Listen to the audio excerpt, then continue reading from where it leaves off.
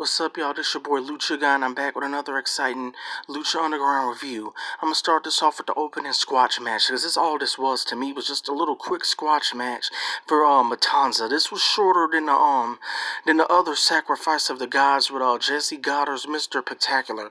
At this point, I'm just wondering why are they doing these Sacrifice of the Gods? They're just like one thing too. I will say is like Cortez Castro. I'm shocked the man even lasted this long on the show. I'm shocked he even made it even this far, because he's the last person remaining from the crew. Bale, they fed him to Matanza back in season 1. Dario, I think, even killed off what's the face, that Cisco. Cisco's still there in the Rabbit tribe, for those of you who don't know. And Cortez Castro's last run remaining. And one thing I do want to point out is Antonio Cueto called him out on the spot as being like a snitch or a rat or an undercover. How the hell did he know? Because they never really addressed it. I mean, they mentioned it a little bit last year. I think Dario told him after he lost the match, go home and rest undercovers, since he's an undercover cop. But how does Antonio Cueto know this? The Agent Winters, the black cop that shot Dario, did he tell him that? I mean, who told that Cortez Castro was a rat to Antonio? Antonio, this is Dario Cueto's father, basically, so he wouldn't be knowing this man knows a lot. They're not explaining this. And for him to be sacrificed, is Katrina's mom, Captain Vasquez, is she going to be pissed off about this? Because he was the one that was going undercover telling her what was going on in the temple, all the illegal side activities. One thing, though, I will say is, why not give Matanza the ultimate sacrifice? Because at some point, I think it's going to wind up being a character that a lot of people are going to like, and they're going to be pissed off at, that might get fed to Matanza. It might be a character that isn't really doing much, but a character that we all like. Now, I'm just wondering, like I said, what is this leading to? Just building him up as a stronger god, Matanza? Why not just feed him the king of Lucha Libre? And for those of you who don't know who that is, I'll give you a few seconds to think. You still haven't figured it out. I'm talking about Rey Mysterio. No, why not just give the guy Rey Mysterio? Why not just bring out Rey Mysterio, since I think he's the punching bag up there. Just feed feed him to just feed Rey to Matanza, and then it's in this. That could be the the ultimate sacrifice in the end. Or some people's even saying Sexy Star. I don't think they need to bring her in the temple. Just ignore her, write her off the way she was, or have a woman or something. I think they could even had that as leverage. Maybe a write off for Cobra Moon and Sexy Star, make Queen Cobra strong or something. But I think that to have Rey be the last ultimate sacrifice for Matanza, and then just in that, go on with whatever you gotta do with Matanza for the rest of the season. All right. So next we got a medallions match. Match for a medallion. You got Joey Ryan and Eva Lise. This match was very good. Even though I'm not a big fan of Joey Ryan, I thought he did good in this match. We got a lot of cool moves, and it was a really good match though. It's good to see Eva Lise back. I like Eva Lise. I think she's like the sexiest one in the temple. She's the only woman I like currently in wrestling. Not just Lucha Underground or WWE. Eva Lise is so damn sexy, but she did her thing, so she has a medallion. It's not mean, like, can't complain with this match. She did her thing. Joey Ryan, he did his thing, even though I'm not big on him. It was pretty cool. This is probably one of her best matches, I think, too, on this show. You probably got to go back to, like, early season 1 when she was doing a lot of, stuff, a lot of good stuff in Holocaust and Sons of Havoc. But definitely her best match in the last 2 seasons, definitely. Okay, now there's a lot I need to talk about with this. There's not much I could talk about with Eva Lise and Joey Ryan, but there's a lot I need to talk about with this. So, Antonio Cueto announced a triple threat, basically, with another medallions match. This is a little bit different. This is for 2 medallions, and whoever gets pinned don't get shit. And then, so basically, Killshot, he got the pin. The Mac pinned him.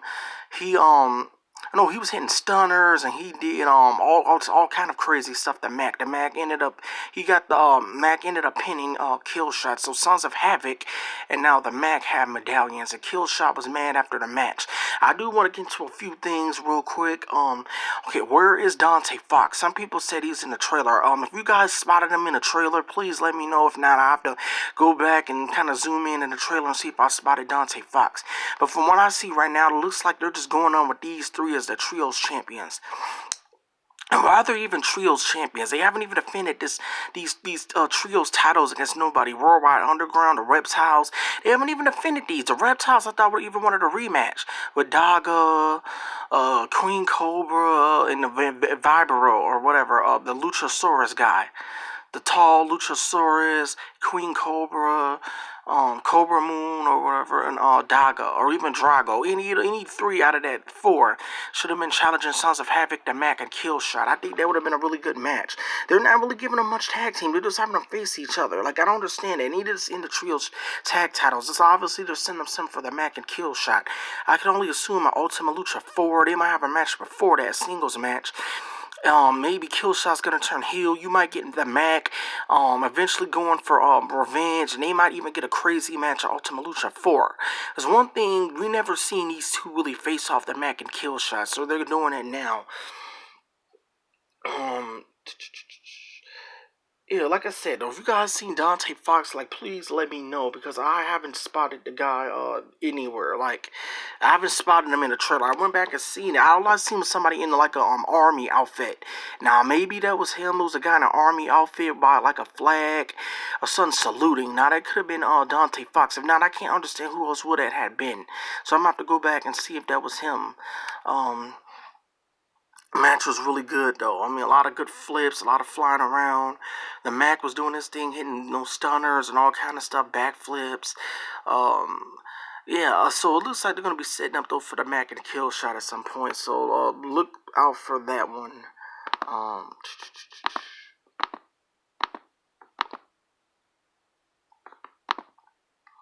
Okay, now we get on to the main event. Katrina off. I gotta talk about this real quick.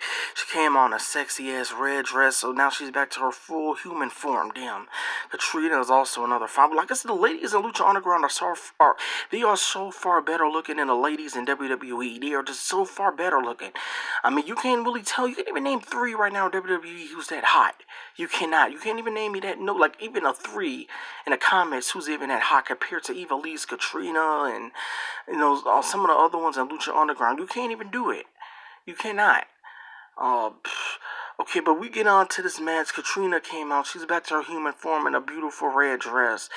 Cage came out. This was a good match. This was like everything I think. But like this is like definitely stuff for the old school fans. If you grew up like me watching, Raw is War, not Monday Night Raw. I'm talking Raw is War, Attitude Era. You will love this kind of match.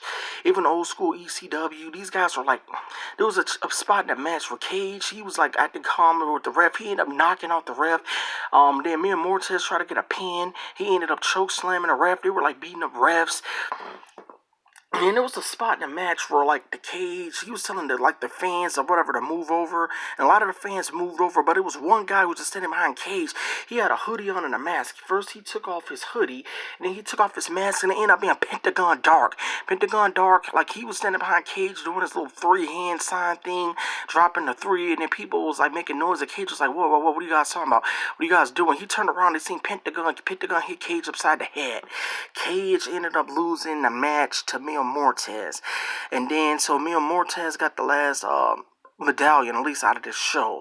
So Eva Lee's got a medallion, Mac and Sons of Havoc, and now Mil Mortez. And then Pentagon talks. He talks in Spanish, but I had to read it. He was saying to a Cage that don't feel bad or whatever. He will get a championship match on next week's show. So next week we're getting Cage versus Pentagon, and I'm really gonna be excited for that. These matches right now, like, this is what Extreme Rules need to be. And I still will do a Extreme Rules review since I already promised it, because I want to see what they're going to be doing now. So I heard Vince has some kind of backup plan after the record low ratings.